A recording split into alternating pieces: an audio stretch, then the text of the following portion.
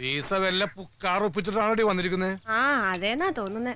വന്നു കയറി കുറച്ചു നേരം മുറിക്കാത്തിരുന്ന് ഭയങ്കര കരച്ചിലായിരുന്നു. എന്നതാന്ന് ചോദിച്ചിട്ടൊന്നും പറഞ്ഞില്ല. നയന പറഞ്ഞു ഇന്നലെ രാത്രി ജോണിച്ചായനുമായി മുട്ടം വഴക്കായിരുന്നെന്ന്. ജോണിച്ചായനെ സസ്പെൻഡ് ചെയ്തേക്കുവാ. ജീപ്പിന്റെ ബാറ്ററി എടുത്ത് ബാർ കൊണ്ട് വിറ്റെന്ന്. ബാറ്ററിയല്ലേ വിറ്റുള്ളൂ. അവന്റെ കുടിയുടെ ചെലവ് വെച്ച് നോക്കി ജീപ്പാ വിൽക്കേണ്ടത്. പപ്പ ഒന്നും ചോദിക്കണ്ട. ചോദിച്ചാ പിന്നെയും കരച്ചിൽ തുടങ്ങും. ഞാനൊന്നും ചോദിക്കുന്നില്ല. കൊമ്പത്തെ തറവാട്ടിൽ ഒരു ബന്ധം വന്നപ്പോ ഒന്നും അന്വേഷിച്ചില്ല. പഠിച്ചുകൊണ്ടിരുന്ന പെണ്ണിനെ പിടിച്ച് ഒക്കെ അവളുടെ തലയിലെഴുത്ത്.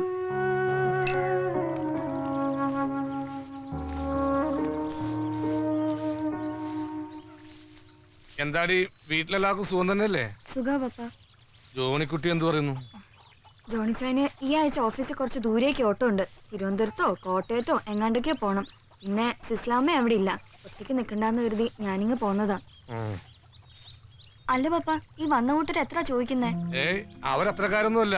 നമ്മൾ എത്ര കൊടുത്ത് കൊച്ചിന് ഇറക്കുന്നു അത്രയും. കച്ചവടക്കാർ എത്രയാ ഇവിടെ ഒന്ന് കാപ്പിയും കുടിച്ചിട്ട് പോയത്? 3 ലക്ഷം രൂപ സ്വത്ത് വീതം വെക്കും ഒരു ഭാഗം. അതിന് പപ്പ വല്ല വഴിയും കണ്ടിട്ടുണ്ടോ? നിനക്ക് എന്തായാലും ഒരു സംശയം? എടി നിന്റെ പപ്പ ഈ ഏരിയയിൽ ഒരു പണച്ചാക്ക. ചാക്കിന്റെ ഇടയിൽ ഒരു വലിയ ഓട്ടോ ഉണ്ടെന്ന് മാത്രം. ഈ കൊച്ചിന്റെ കയ്യിൽ ആരെ എടുത്തു കൊടുത്തേ? ആ മോള് വലുതാവുമ്പോ അപ്പൊ അപ്പനത് മോൾക്കായിട്ട് തരും കേട്ടോ. എടി കൊച്ചേ, ഇത് വായിച്ചു കേൾപ്പിച്ച ഈ അപ്പാപ്പൻ നിന്റെ വല്യമ്മച്ചിയെ തറവാട്ടിന്ന് ചാടിച്ചോണ്ട് വന്നത്. പണ്ട് അമ്മച്ചി ഉണ്ടായിരുന്ന കാലത്തെ 1ഉം 2ഉം പറഞ്ഞ് പപ്പയോട് പിണങ്ങിക്കഴിഞ്ഞാ പപ്പ ഇതെടുത്ത് തട്ടി ശബ്ദം ഉണ്ടാക്കും. അതോടെ അമ്മച്ചിയുടെ പിണക്കം പമ്പ കിടക്കും. ഒരു കള്ളച്ചിരിയോടെ ഇതിന്റെ ശബ്ദം കേട്ട് നിൽക്കുന്ന അമ്മച്ചിയുടെ രൂപം ഇപ്പോഴും എന്റെ മനസ്സിലുണ്ട്. അങ്ങനെ ഒത്തിരി ഇണക്കങ്ങളും പിണക്കങ്ങളും കണ്ടതാടി പിള്ളേരെ ഇത്.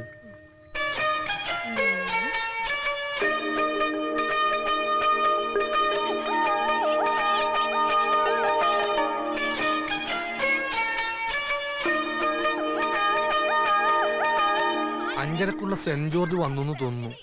ഇന്ന് ലിസമോക്ക് പ്രോഗ്രസ് കാർഡ് കിട്ടുന്ന ദിവസമാണ്. സൗമിനി മാഡം, ഞങ്ങളുടെ ലിസമ്മ മാഡം അഞ്ചരക്കുള്ള വണ്ടിക്കില്ലായിരുന്നോ? ഇല്ലായിരുന്നു. ചിലപ്പോ സ്പെഷ്യൽ ക്ലാസ് കാണും. സൗമിനി മാഡത്തിന്റെ പ്രോഗ്രസ് റിപ്പോർട്ട് കിട്ടിയോ? കിട്ടി.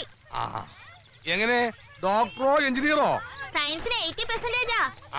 കൺഗ്രാജുലേഷൻസ്. ഇവിടുത്തെ കക്ഷിക്ക് സയൻസിലേക്ക് മാർക്ക്. പീര് മേഡം അങ്ങനെ ഡോക്ടർമാരെ കൊണ്ട് നിറയട്ടെ.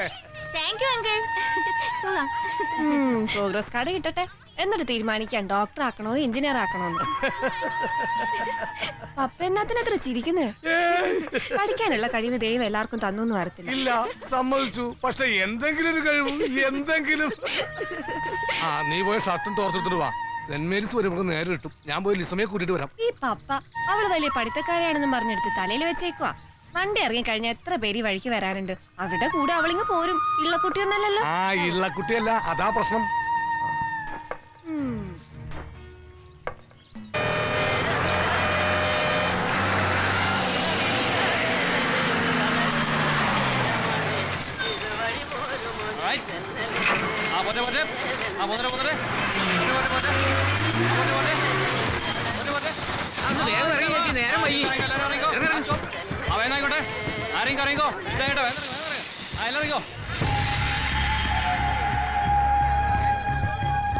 എന്റെ മോളി ബസ്സിലുണ്ടായിരുന്നില്ലേ?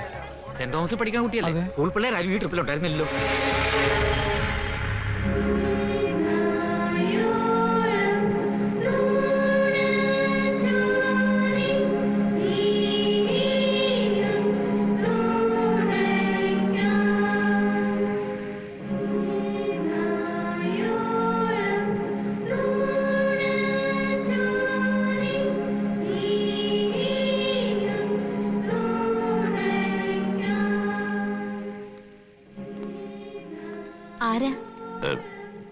ഇത് സാമുവൽ. ഇവിടെ 12Bയിൽ പഠിക്കുന്ന ലിസമ്മ സാമുവലിന്റെ ഫാദറാണ്. സ്കൂൾ വിട്ട് ഇത്രയും നേരമായിട്ടും കൊച്ചു വീട്ടിൽ വന്നിട്ടില്ല. ലിസമ്മ സാമുവൽ സെക്കൻഡ് പീരീഡ് കഴിഞ്ഞ് വീട്ടിലേക്ക് മടങ്ങിപ്പോയല്ലോ.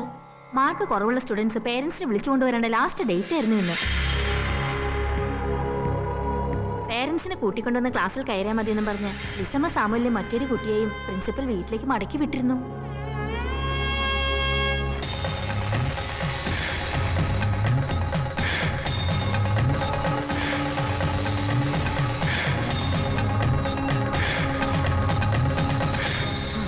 ഇനി പേടിപ്പനിയെല്ലാം തലപ്പാറ ഭഗവതി മാറ്റിത്തരും കേട്ടോ.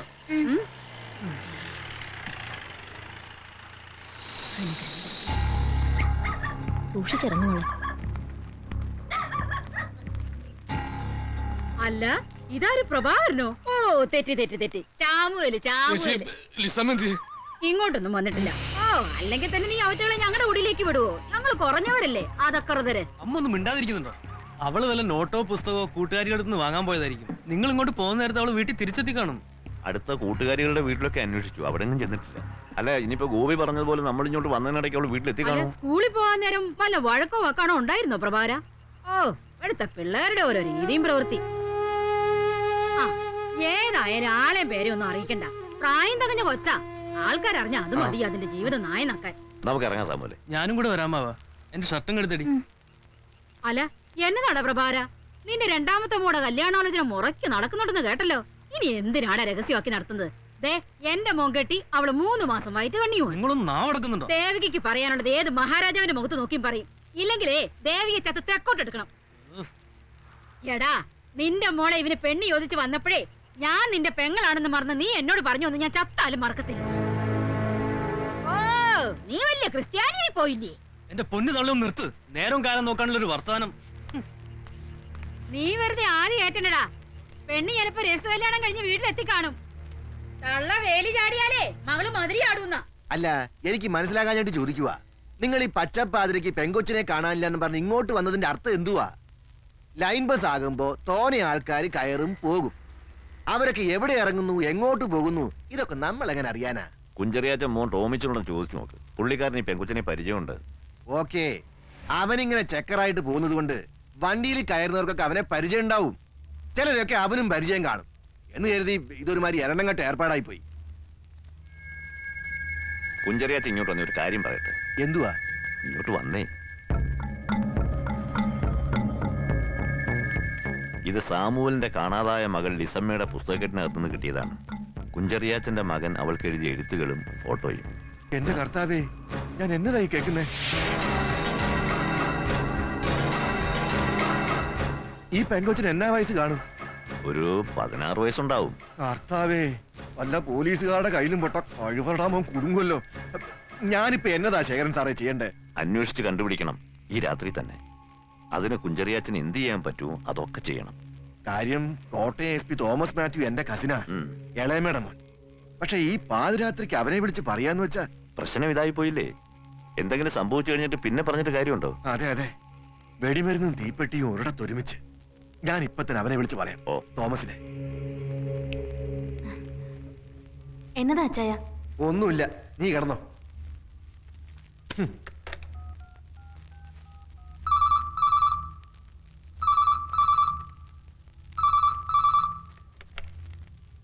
Hello, SP Thomas Mathew here. എന്നാ കുഞ്ചറിയാച്ചേ ഈ നേരത്ത്?